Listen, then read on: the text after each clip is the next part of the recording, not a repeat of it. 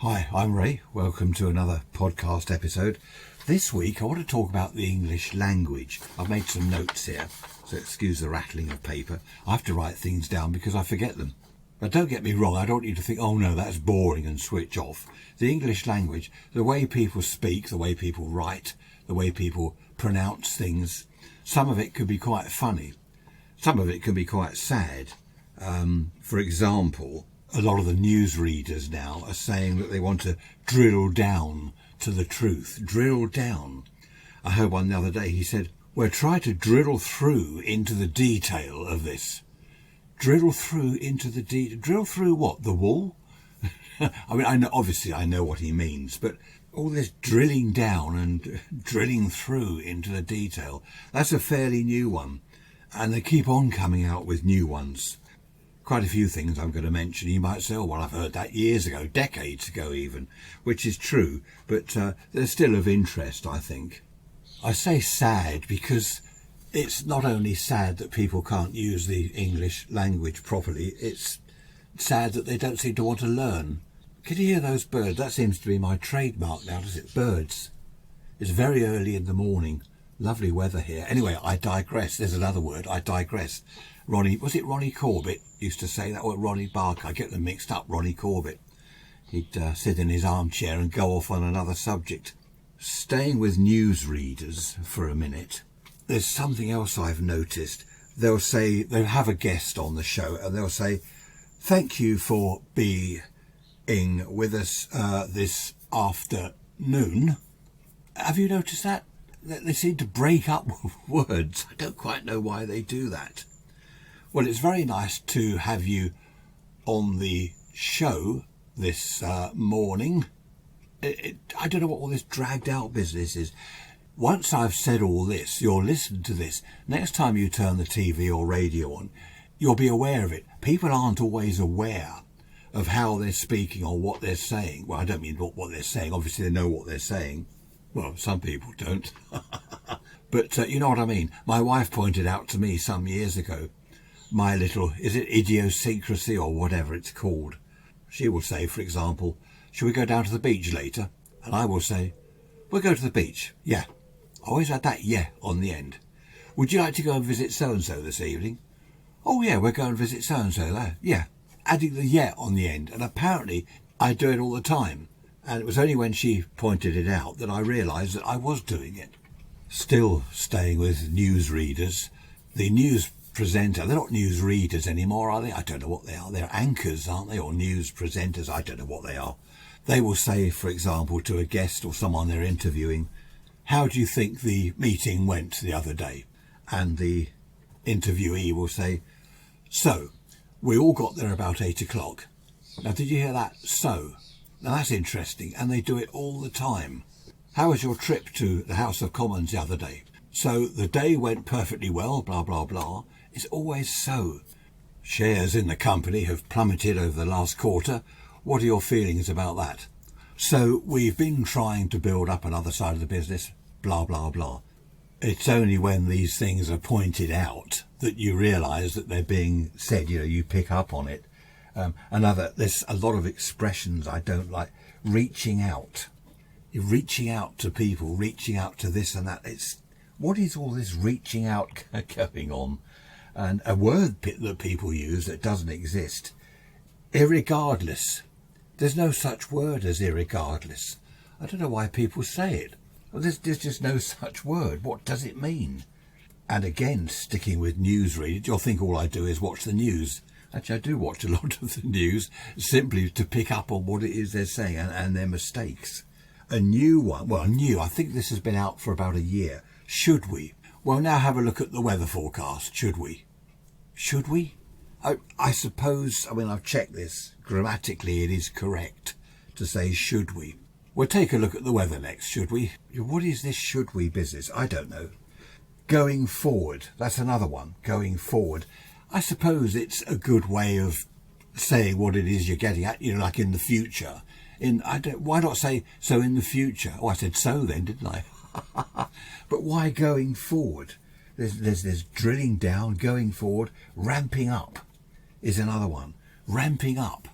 So we're going to ramp up the pressure on the government. Impact. How does that impact your company? Impact is, hitting a chisel with a hammer, for example, is the impact of the hammer hitting the chisel. How does something impact your company, like perhaps loss of customers or whatever? Again, I can see what it means, but why use the word impact? It seems that people are looking for words to use just to try to be clever. That's how it seems to me anyway. Another one is source. I have people contact me. I repair and restore vintage valve radios. I get an email or a phone call from someone. Hi, I'm trying to source a part for a radio. No, you're not trying to source a part. You're looking for a part for a radio. You're trying to locate. You're trying to find a source of parts. You can't source a part. I was in an office quite a long time ago, and the boss came in and said to someone, how did you get on with that? And this chap said, BAU. And the boss said, great, and walked off. I was standing there thinking, BAU? It reminded me of International Rescue. FAB, International Rescue. But this chap, he just said BAU. Anyway, I said to this friend of mine, what's BAU? He said, business as usual. There was a problem, it's now okay, BAU. Well, why not just say it's all right, I've sorted out the problem. Now, this is my favourite one. This is my favourite hate of all time. I hate this. People will say, and before I tell you the word or words, newsreaders will say this. Newsreaders, other important people on the telly, celebrities, somethink. There's no such word. Anything. Nothing. Everything. There's no such word as somethink. Do you know, someone somewhere started this. This must have come from one person somewhere in the world that said something. Someone else picked up on it and it spread. People have picked up on it. Do you watch Father Brown? I like Father Brown. Father Brown says something. Why does... I've often wondered, is it deliberate? Is it meant to be part of the script? Or is it just the way he talks? There's no such word. It's like irregardless earlier. No such word. Everything. I don't understand it. You can say some think that it might be hot tomorrow. As in some people think it might be hot tomorrow. Others think it will be cold. That is how to say some think as two separate words. Some people think. But to say something instead of the word something is just ridiculous. I don't know. It just really is dreadful. Whenever I hear it, I cringe.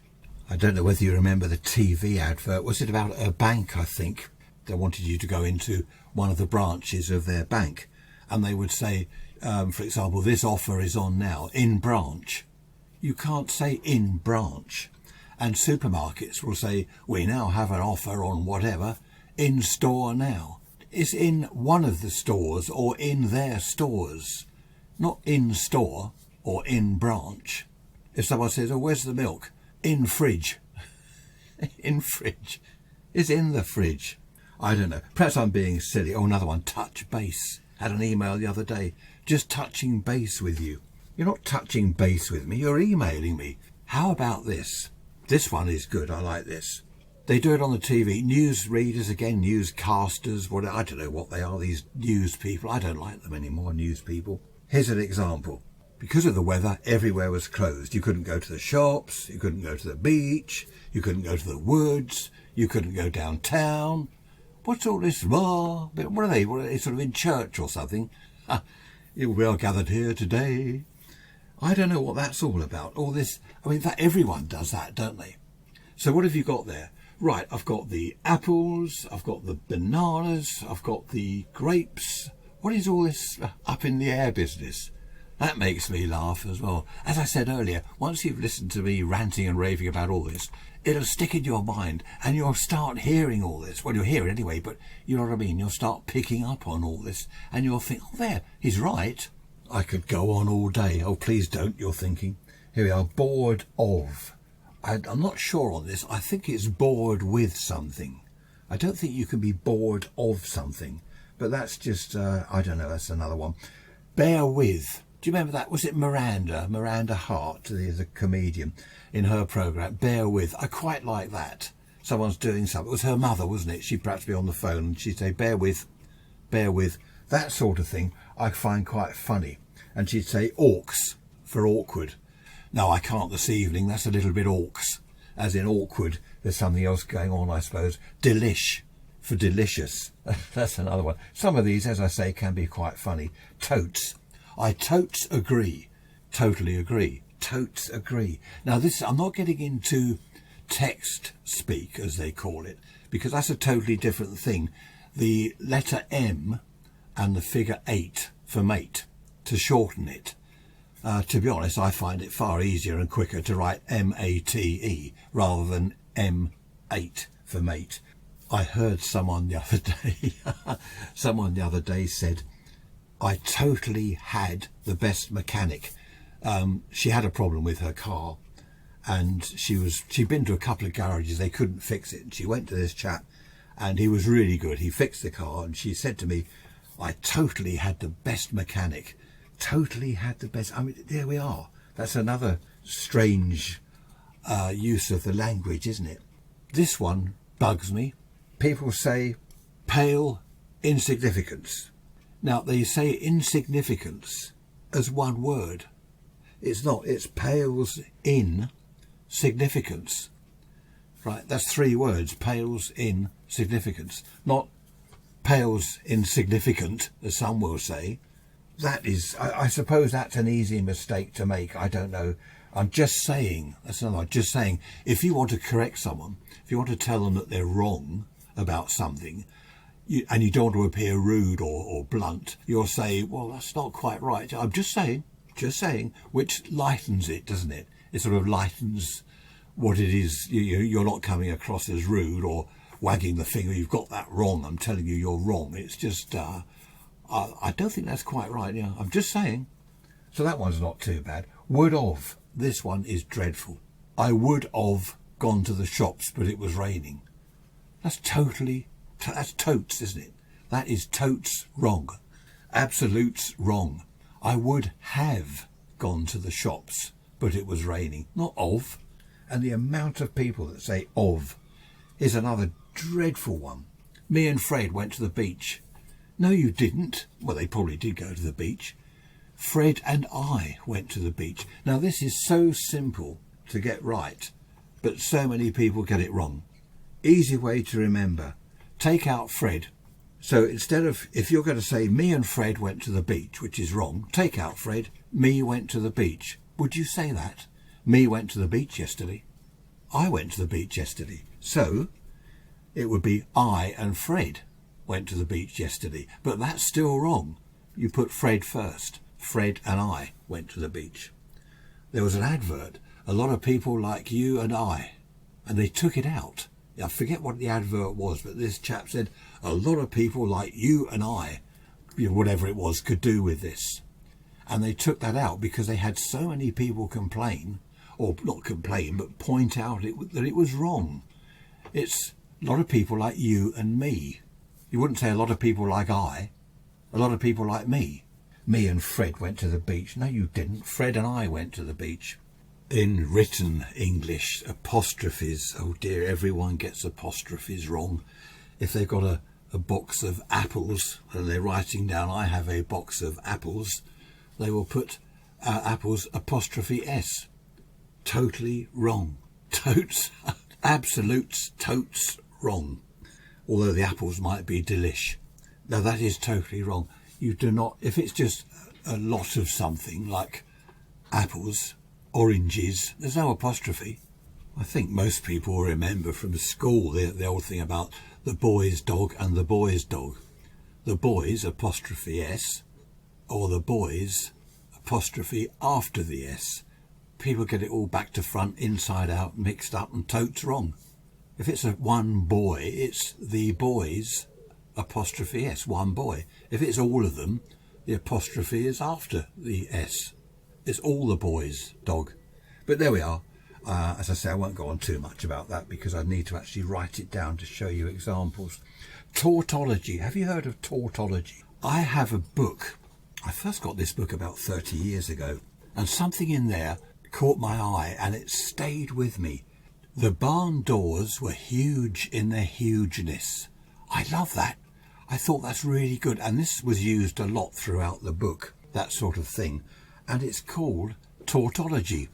Look it up, T-A-U-T, ology, okay, T-A-U-T, tautology.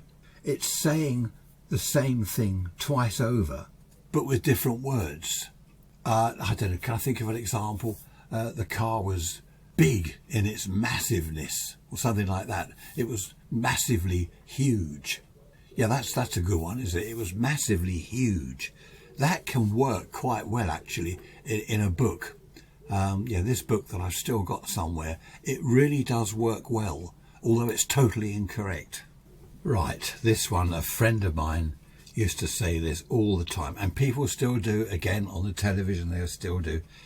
He'll say to me, for example, I was in the pub last night, and I said to my mate Fred, it's your round. He turns round and goes to me, I bought the last round, it's your round. So I turns round and goes to him, how many beers have you had? You've had 2. I bought the last one. So he turns round to me and goes, and of course it goes on like this, and I'm picturing all this turning around and going, everyone's spinning round on their heels and going.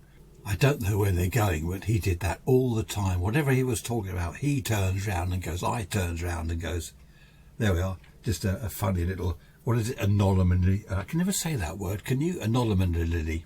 Another friend of mine I haven't seen for years, he used to say, like you know. Now he was a decorator, a painter and decorator, and he said, I was wallpapering this woman's lounge, like you know, and I came across this problem with the wall, like you know, and I had to say to her that I was going to have to replaster it, like you know. I don't know what all this like you know was about, but he punctuated almost every sentence with like you know. A lot of youngsters, I've noticed, use the word like. They might say, for example, oh, my friend was saying it was so hot, and I was like, hot, it's boiling. And he was like, let's go and have a drink to cool down. And I was like, everywhere's closed. And he was like, well, let's go back to the house.